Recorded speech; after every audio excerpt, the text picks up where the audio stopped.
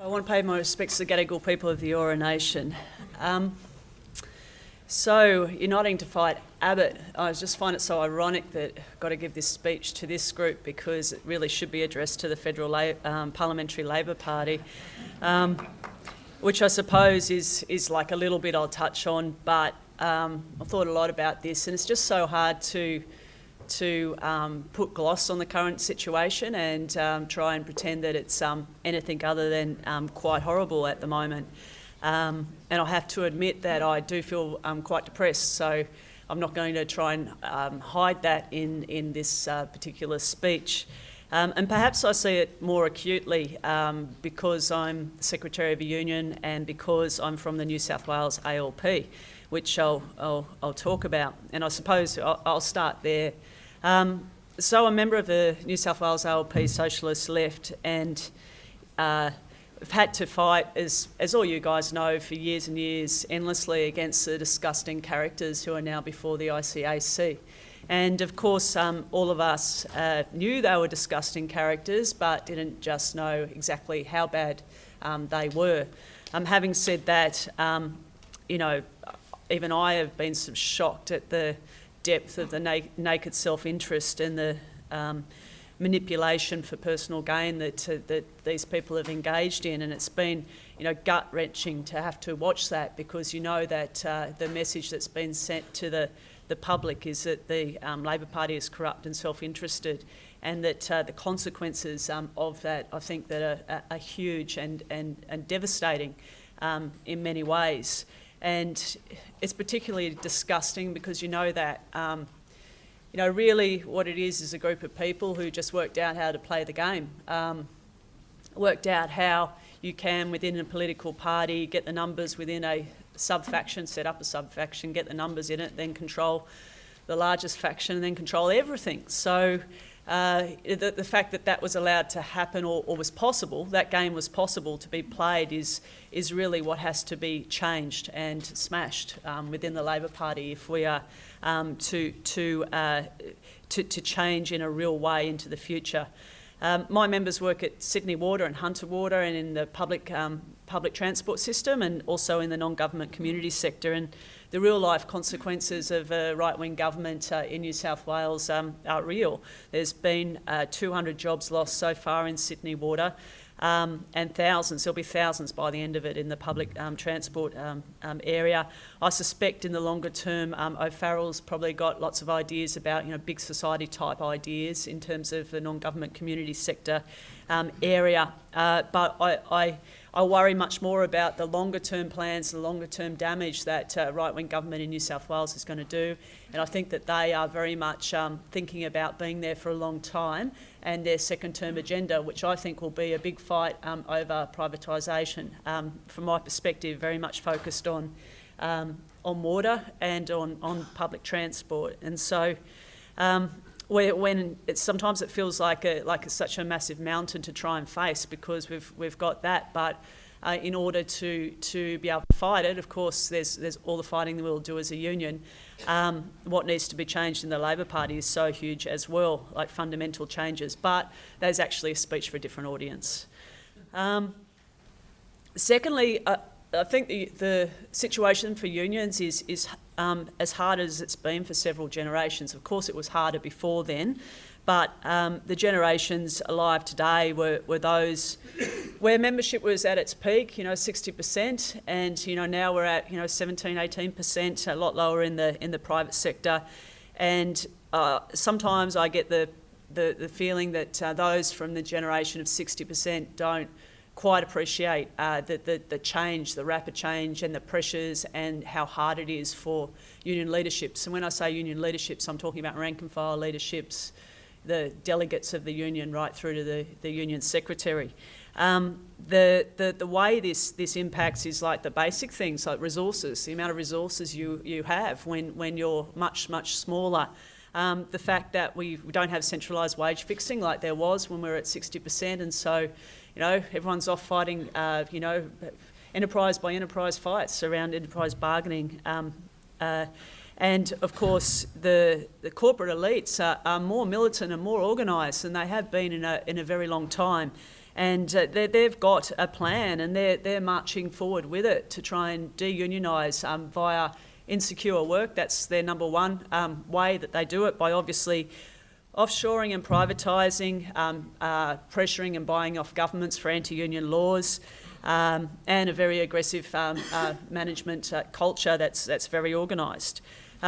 Despite this, our union's grown by 8% over the last 5 years, but that's for a few reasons. Like, it's taken total energy and total focus to do that. And it's not something you can just say everyone can do. If you're the AMWU or you're the FSU and your industries are shrinking, it's not, even if you put the same energy and focus in, it's not possible to do that when your industries themselves are getting smaller. And so I'm really, really so aware of what an Abbott government's going to do to us, and I think that they've learned the mistakes of last time, where they took on working people and went straight after their wages and conditions. I think they've learnt that is not the smartest thing to do, and they're not going to make that same mistake.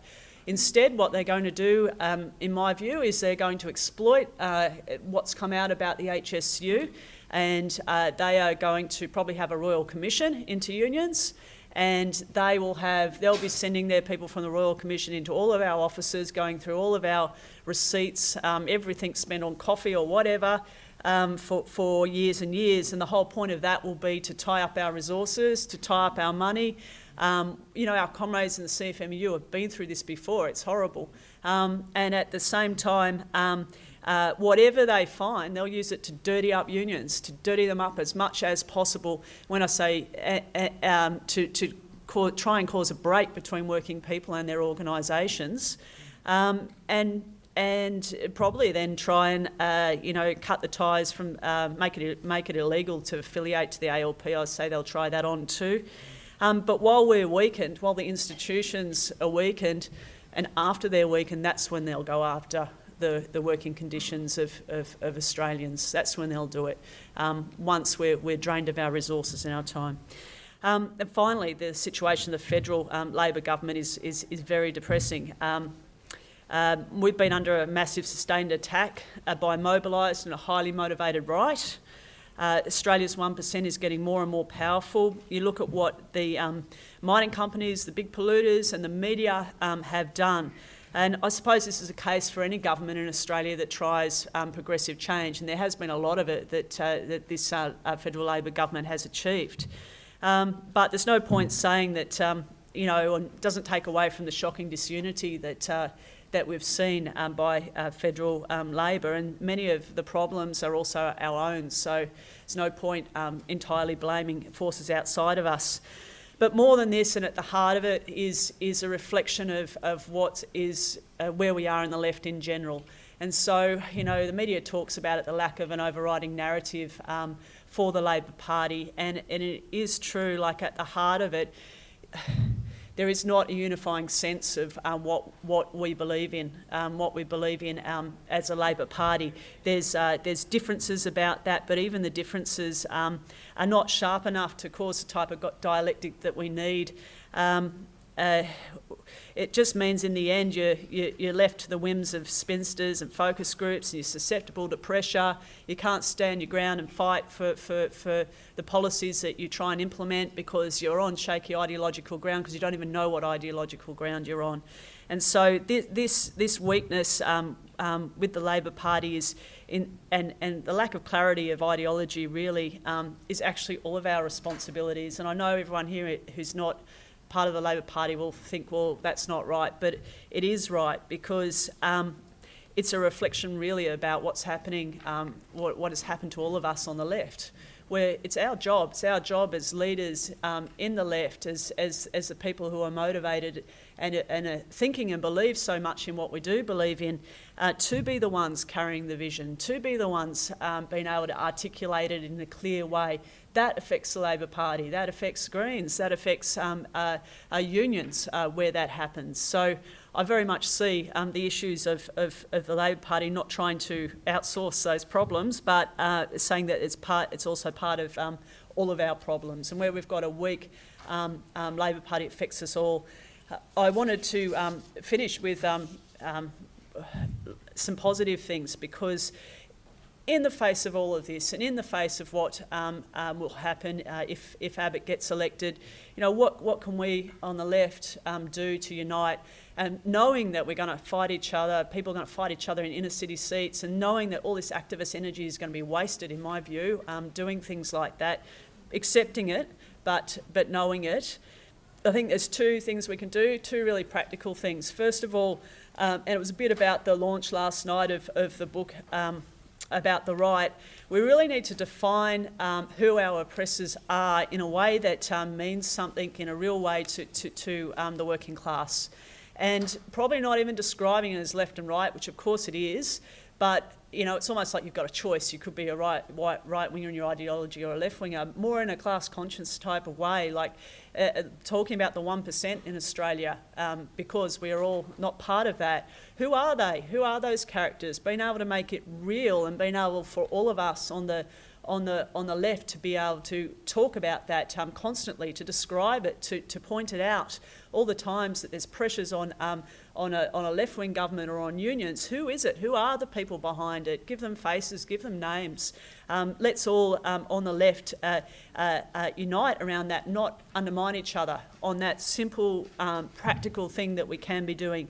And secondly, we need to work together on the basics of what is our vision for a better society. What do we mean by socialism? There's no point just using the term socialism, because what that means for working class people in Australia today is not a good thing necessarily, and not only that, it's murky, it's not understood. And wherever we're talking in those generalisations, we say we want more democracy and things like that. It needs to be more than that. We need to have like a basic program of the things that we want to achieve as left-wingers, what we would see socialism practically being in Australia. So where we can unite on those big picture issues, I think, is where we should focus. And I think in doing so, that will make all of our struggles easier.